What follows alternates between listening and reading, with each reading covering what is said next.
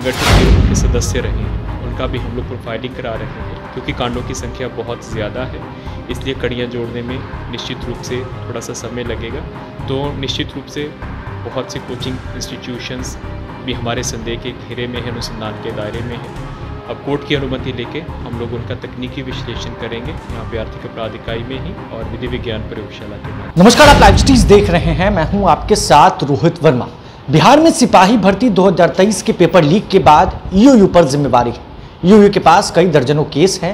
अब DIG Manavjit Singh Dhillon sir हमारे साथ हैं, जो इस पूरी टीम को लीड कर रहे हैं। सर, क्या अपडेट है अब तक पेपर लीक में? क्या कुछ सुराग पुलिस के हाथ लगे हैं, आप लोगों के हाथ में? अभी तक इस मामले में कुल 74 जो कांड दर्ज हुए हैं पूरे बिहार राज्य में, विभिन्न जिला में। उन कांडों के अनुसंधान का प्रभार आर्थिक अपराध इकाई के द्वारा ग्रहण कर लिया गया है।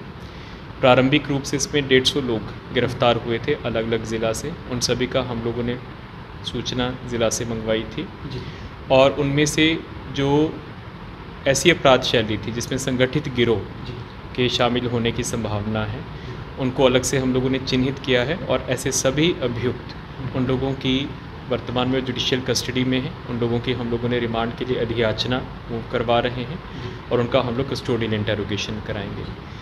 नंबर 2, विभिन्न ज़िला में जो 150 अभियुक्त हैं, इनसे जो भी जब्तियां हुई हैं, विशेषकर जो मोबाइल की जब्तियां हुई हैं, ब्लूटूथ डिवाइसेस की जब्तियां हुई हैं, उन लोगों से जो संबंधित अनुसंधान करता है, सभी से हम लोगों ने डिजिटल साक्ष्य एकत्रित करने के लिए एक अलग सब टीम बनाया है और सभी से हम लोगों ने डिवाइसेस को प्राप्त किया है। अब कोर्ट की अनुमति लेके हम लोग उनका तकनीकी विश्लेषण करेंगे यहाँ पे आर्थिक अपराध इकाई में ही और विधि विज्ञान प्रयोगशाला के माध्यम से। इससे पहले आर्थिक अपराध इकाई के द्वारा बहुत से इस प्रकार के केसेस का हम लोगों ने अनुसंधान किया है, जैसे बीपीएससी का केस था, पेपर लीक का। ऐसे केसेस में जो भी संगठित गिरोह पहले शामिल रहे हैं उन सभी की प्रोफाइलिंग हम लोगों के पास है और अब हम लोग जो उसके भी संगठित गिरोहों के सदस्य रहे हैं उनका भी हम लोग प्रोफाइलिंग करा रहे हैं और एक प्रयास कर रहे हैं कि जो वर्तमान में पेपर लीक हुआ है उसमें उनका या उनके सहयोगियों का कोई रोल है कि नहीं। इसके अलावा जो भी हम लोगों को जानकारी चाहिए थी सीएसपीसी से, केंद्रीय चयन परिषद से, कि क्या क्या प्रक्रियाएँ थी, प्रश्न पत्रों के प्रकाशन की, चेन ऑफ कस्टडी की, वो हम लोग सभी प्राप्त कर रहे हैं। और एक सब टीम को हम विशेष रूप से केवल तकनीकी विश्लेषण के लिए, और जो हम लोगों ने हेल्पलाइन नंबर जारी किया तो उसमें हम लोगों को बहुत प्रकार की सूचनाएं प्राप्त हुई हैं, बहुत से फ़ोन नंबर्स प्राप्त हुए हैं, उसको समर्पित रूप से उनका विश्लेषण किया जा रहा है।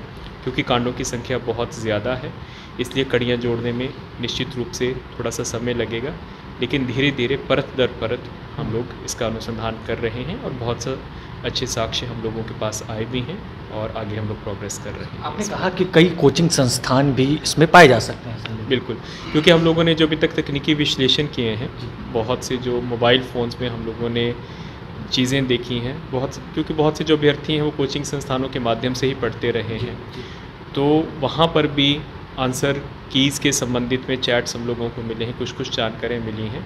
तो निश्चित रूप से बहुत से कोचिंग इंस्टीट्यूशंस भी हमारे संदेह के घेरे में है, अनुसंधान के दायरे में है और उसके संबंध में हम लोग साक्ष्य एकत्रित कर रहे हैं। बिहार से बाहर से भी तार जुड़ रहे हैं? अभी तक के अनुसंधान में इस प्रकार का कोई तार नहीं जुड़ा है, लेकिन इसकी संभावना से इनकार नहीं किया जा सकता है। चलिए, तो जल्द से जल्द खुलासा होगा और सलाखों के पीछे वो शातिर बदमाश होंगे जिन्होंने इस पूरे कांड को रचा है। बहरहाल, हमारे साथ बात करने के लिए डीआईजी मानवजीत सिंह ढिल्लों सर थे। इस खबर में बस इतना ही। अगर आपने अब तक लाइव स्ट्रीम्स को सब्सक्राइब नहीं किया है, जल्द से जल्द लाइव स्ट्रीम्स को सब्सक्राइब कर लें। धन्यवाद।